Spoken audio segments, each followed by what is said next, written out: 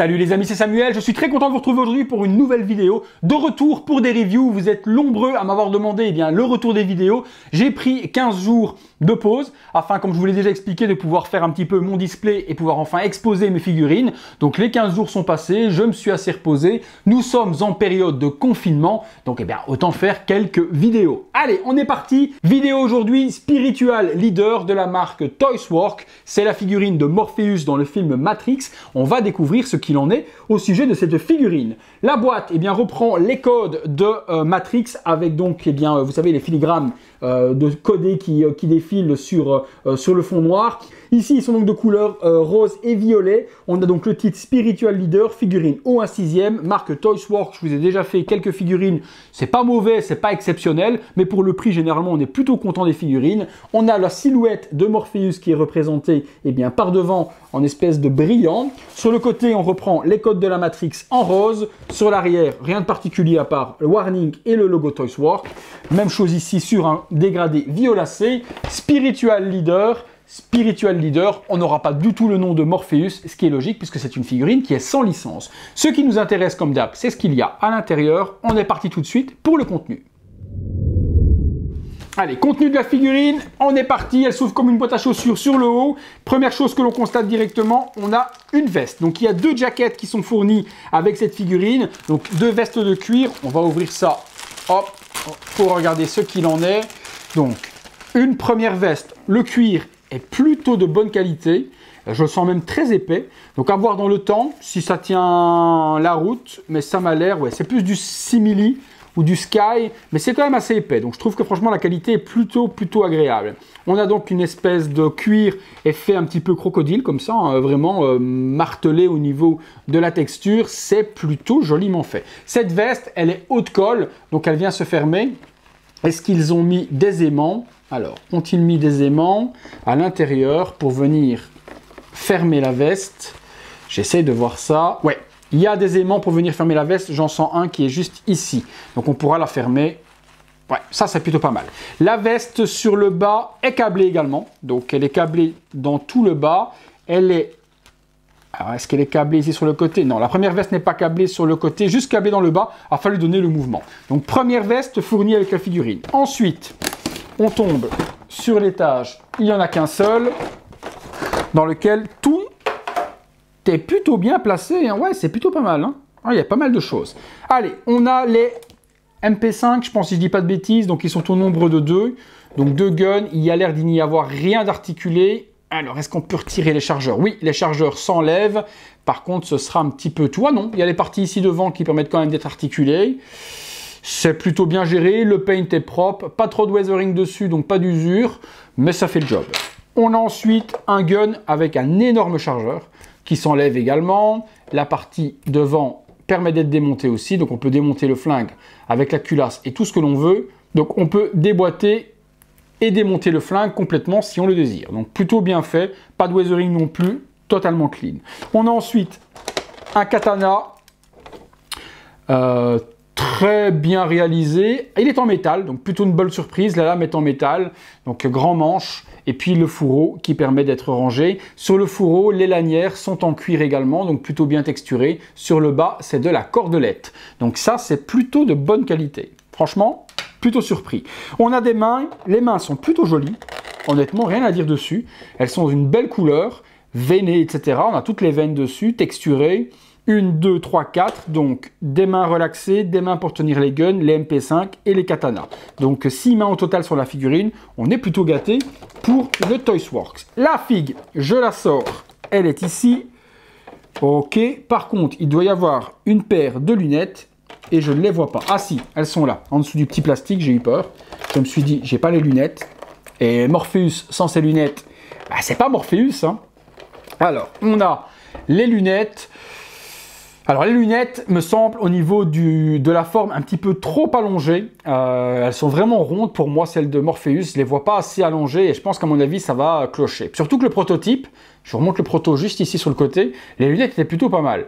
Donc à voir ce que ça donne sur la figurine. Mais là, ça fait plus la forme d'une petite cuillère que les lunettes officielles de Morpheus. On verra. Par contre, il n'y a pas l'air d'y avoir de choses pour les aimanter. On verra comment les fixer. Peut-être en les pliant un petit peu sur la partie du nez. On regardera ce qu'il en est.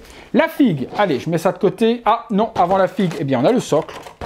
Donc, ils nous fournissent un socle type Hot Toys. Petite déception par contre par rapport au socle, on n'a pas de plaque nominative. Donc vous savez, Hot Toys a une plaque qui vient se clipser ici avec le nom de la figurine. Ici, on n'a strictement rien du tout. Pas de nom ni Spiritual Leader, ni Morpheus, ni quoi que ce soit. Par contre, sur le dessus, on a un sticker avec la matrice qui est donc de couleur verte, bien accurate au film. Le petite tige, socle habituel. La figue, on est parti dessus, j'enlève les petits plastiques. Alors, le proto était horrible. Faut dire ce qui est, hein. La tête sans les lunettes, c'était juste une catastrophe. Je l'ai précommandé parce qu'avec les lunettes, par contre, ça faisait quand même le job et on reconnaissait vraiment Morpheus. Qu'en est-il de la version finale? Eh bien, on découvre ça ensemble. Allez, on part sur la tête déjà pour commencer. C'est pas dégueulasse, c'est pas Laurence Fishburne non plus à 200%. La bouche, oui, le nez, oui, les oreilles. Alors, le problème qu'il y a, c'est au niveau des yeux. Ils sont un petit peu trop écartés. La forme du crâne est plutôt bien représentée. Ça ressemble à Laurence Fishburne, mais c'est plus Laurence Fishburne que Laurence Fishburne. Voilà, on va dire ça comme ça. Ça vaut pas très cher en figurines. C'est pas des figurines qui sont ultra chères. On doit être dans les 150 $ si je dis pas de bêtises. Donc c'est pas ultra onéreux. Et pour la qualité des vêtements, les deux vestes, les accessoires et la tête, pardon, c'est potable. On va pas gueuler, ça sert à rien. Maintenant, ça vaut pas la tête, par exemple, de Nolan, la figurine dans Predators de ce qu'a fait Hot Toys au niveau de la tête de Laurence Fishburne. Non, c'est pas la même chose. Mais ça fait le taf pour le prix. Je vais pas vraiment cracher dans la soupe. Il y a toute le grain, vous savez, Laurence Fishburne dans sa peau, il a plein de creux, etc. ici dans les joues. C'est bien représenté. C'est plutôt pas mal. Allez, c'est plutôt pas mal. Maintenant, ce qui m'intéresse de voir, c'est avec les lunettes. Alors, je les place. Alors, est-ce qu'elles tiennent? Ouais, si on plie, ça tient.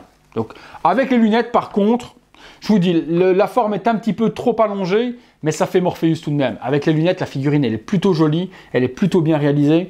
Vous la voyez sur le visuel sur le côté, je trouve que c'est, voilà, ça passe, ça fait un joli Morpheus. De toute façon, Hot Toys n'a pas l'air de se motiver à faire d'autres figurines de Matrix, donc c'est normal qu'il y ait d'autres firmes qui s'y attaquent.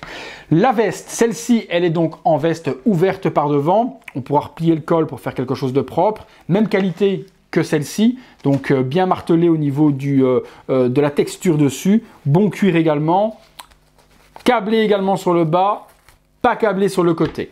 Mais bon, ma foi, ça fait le taf tout de même. Le costume, par contre, est juste mais super beau. Costume couleur violet, vraiment comme dans le film. Là, il n'y a vraiment strictement rien à dire. Le 3 pièces est super joli. Donc, on a la petite veste, ok, avec un scratch par devant pour la fermer. Le pantalon est vraiment bien, mais vraiment bien coupé. Dans la morphologie en plus de Morpheus, donc vraiment rien à dire là-dessus. La couleur est top, elle tombe super bien sur les chaussures. Chaussures sont simples, elles sont noires, plastiques, rien de particulier, mais font le job également. Non, niveau tailoring des vêtements, c'est vraiment ultra joli. Petit bémol, la cravate n'est pas accurate du tout au film, elle est violette avec des lignes, donc je n'ai jamais vu cette cravate dans le film. Il a une cravate verte et je vais vous montrer justement tout de suite après que l'on peut donc changer cette cravate par une cravate accurate et je vous parle de l'artiste également qui réalise cette cravate si vous voulez avoir quelque chose de 100% accurate au film. Je vous la montre tout de suite après. Au niveau de la chemise, elle est noire, elle est classique. Honnêtement, pour le moment, sur la figurine, pas grand-chose à reprocher. La ressemblance sans lunettes, c'est certain au niveau des yeux. Mais avec les lunettes, j'ai vraiment une belle figurine de Morpheus. Je vous parle tout de suite de la cravate. La cravate, donc je vous disais que celle sur la figurine n'était pas accurate du tout. Et il y a donc la possibilité d'avoir cette cravate qui, elle, par contre, est 100%, mais 100% officielle à celle du film. L'artiste s'appelle Dino Dinoya. Je vous mettrai dans la description de la vidéo le lien de sa page Facebook pour pouvoir le contacter. Au niveau tarif, c'est assez onéreux. On est aux alentours de 30 $ pour la cravate. Ouais, c'est cher. Mais pour avoir de l'officiel à 100%, il n'y a pas d'autre possibilité. On ne trouvera pas la cravate disponible sur eBay ou autre. Donc la cravate officielle, elle est en vrai tissu. Elle est imprimée dans le vrai design du film. Il y a la petite perle également qui est mise par devant. Donc là, on aura par contre la cravate officielle de Morpheus pour avoir la figurine à 100% accurate au film. N'oubliez pas, si vous voulez cette cravate, description de la vidéo. Eh bien écoutez les amis, je vais lui donner une petite pause et on regarde tout de suite ce que ça donne. C'est parti. Voilà les amis, première petite pause vraiment simple, sortie de boîte. J'ai juste arrangé un petit peu la veste afin de donner quelque chose de plus naturel lorsqu'elle tombe avec les petits câbles que l'on a tout autour pour arranger ça convenablement. Donc belle prestance, belle figurine. Il faut forcément les lunettes comme je vous ai dit parce que sans on perd vraiment 100% de la ressemblance avec Laurence Fishburne. Ça c'est certain. Par contre avec les lunettes, malgré que la forme ne soit pas 100% accurate, on a une figurine qui tient la route. Je vous l'ai montré telle quelle, je vais remplacer la cravate et vous montrer donc avec la cravate officielle ce que ça donne. Voilà les amis, deuxième visuel, cette fois-ci j'ai mis la cravate donc officielle du film et là vraiment on a le costume parfait de Morpheus, veste superbe, le costume à l'intérieur violet nickel et puis la cravate officielle finit vraiment cette figurine. On essaie de lui donner une ou deux poses dynamiques, voir un petit peu comment on peut poser cette figurine avec la veste de cuir. C'est parti. Voilà, première petite pause les amis, en train de marcher, il vient de sortir le sabre katana de son fourreau. Plutôt pas mal. Alors, comme rien n'est jamais parfait dans le monde de la figurine, qu'il y a toujours un petit couac ou autre, là, Toysworks, c'est un petit peu chier dans la colle pour la simple bonne raison que si on essaie de donner une pose un petit peu plus dynamique, et je vais vous montrer, genre, j'essaie de relever le bras un peu plus, regardez, je ne sais pas si j'arriverai à vous le montrer facilement, mais à mon avis oui, Toysworks s'est pas emmerdé et a laissé un body blanc en dessous de la veste. Donc on a un body blanc pour un homme black, donc ils ne sont pas emmerdés à repeindre même pas les avant-bras. Moi c'est forcément ce que je vais faire, je vais repeindre les avant-bras de la même couleur que les mains, afin de ne pas avoir ce problème lorsque l'on plie le bras et que la manche se relève un petit peu, mais là ils ne se sont pas fait chier, ils nous ont mis un body classique de couleur blanc en dessous. Donc, incompréhensible ce choix. Mais bon, on peut le repeindre, on peut le changer, mais c'est quand même débile de ne pas l'avoir fait de base sur la figurine. Donc voilà, je vous dis, rien n'est jamais parfait dans ce monde de figurines.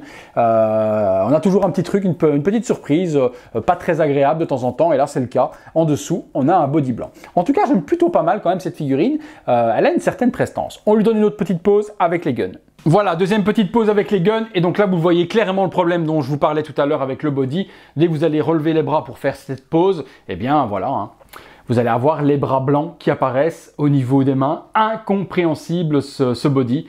Donc je vais remédier à cela après, mais là c'est juste incroyable d'avoir laissé ça et de ne pas s'être dit, quand les mecs vont lever les bras et que la manche va se rabaisser, ils vont voir le body blanc quoi. Ouais mais non, ça les a pas embêtés, ça les a pas tracassés, ils se sont dit fuck, pourquoi mettre un body black, pourquoi repeindre les bras, on va les laisser blancs, c'est logique, c'est logique. Allez, dernière petite pause et je pense que celle-là, vous allez l'apprécier.